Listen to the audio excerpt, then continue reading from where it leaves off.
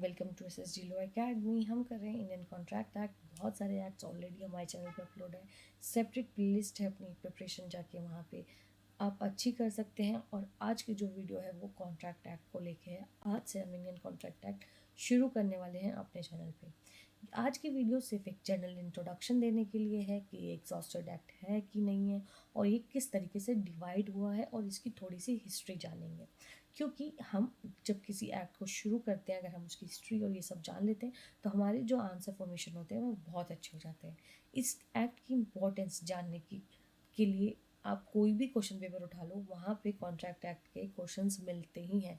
अगर आप डीजेस का दे रहे हैं तो 5 to 10 क्वेश्चंस जो हैं वो इंडियन कॉन्ट्रैक्ट एक्ट से आएंगे। अगर आप यूपी जुडिशरी दे रहे हैं तो 10 to 15 question Indian contract act से आने ही आने। Apart from that semester exams हो, उसमें कॉन्ट्रैक्ट एक्ट की इंपॉर्टेंस होती है, और सारे ही लॉ एग्जाम्स में कॉन्ट्रैक्ट एक्ट आता ही आता है। अपार्ट फ्रॉम दैट यूपीएससी में भी इंडियन कॉन्ट्रैक्ट एक्ट के क्वेश्चंस आपको मिल जाएंगे जो कि आते हैं।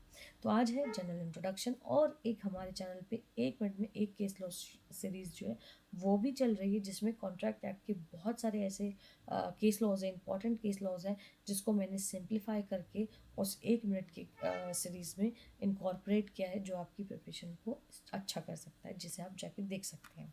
ये एक्ट नंबर 9 है 1872 का। मतलब 1872 में जो एक्ट नंबर 9 था एनेक्ट करते टाइम लेजिस्लेचर ने, वो इंडियन कॉन्ट्रैक्ट एक्ट एनेक्ट किया था। ये एनेक्टेड डेट जो है वो इसकी 25 अप्रैल 1872। ये बहुत इंपॉर्टेंट है, एग्जाम्स में आ जाता है कि what is the enacted date of contract act.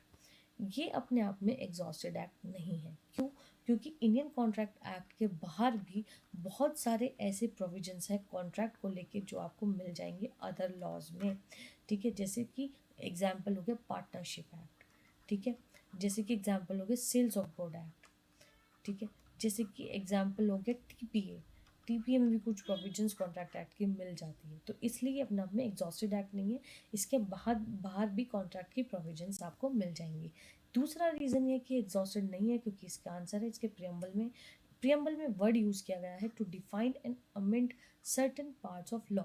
कि डिफाइन और अमेंड करने के लिए certain parts of law relating to contract, कुछ ही पार्ट्स ऑफ लॉ के लिए। अगर यहाँ पे कंसोलिडेशन वर्ड यूज़ होता, ठीक है, डिफाइन एंड अमेंड की जगह, तो ये एग्जॉस्टेड एक्ट होता।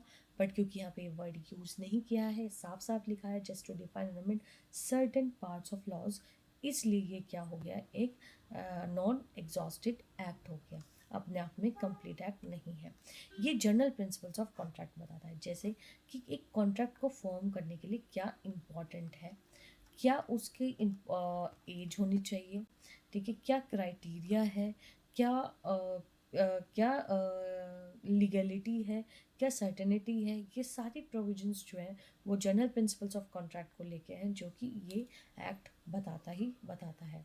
इसके अलावा ये एक्ट डिवाइड हुआ है सेक्शन नंबर 1 to 75, जो जनरल प्रिंसिपल्स की बात करता है, जिसमें जैसे मैंने बताया एक छोटा सा एग्जांपल, जैसे all agreements are enforceable by law are contract. तो कौन से एग्रीमेंट्स हैं जो एनफोर्स होंगे कॉन्ट्रैक्ट बनाने के लिए, ये जनरल प्रिंसिपल्स बताते हैं। ठीक है, फिर सेक्शन 76 से सेक्शन 123 रिपील हो गया है, जो कि एक न्यू एक्ट बनाते जिन्होंने सेल्स ऑफ गुड एक्ट 1930, ताकि ईजी हो सके उसका एनफोर्सेबिलिटी और आसान हो सके ट्रेड करना। क्योंकि कॉन्ट्रैक्ट बनाने का मेन रीज़न जो है वो हमारी इकोनॉमिक कंडीशन को अच्छा करना है, ट्रेड बिजनेस ये सब करने के लिए अच्छा है, इसलिए उन्होंने एक सेपरेट एक्ट बना दिया सोगा 76 से 123, ईजी कर दिया, सिंप्लीफाई कर दिया, ताकि लोगों के लिए ज़्यादा घिचपिच ना हो।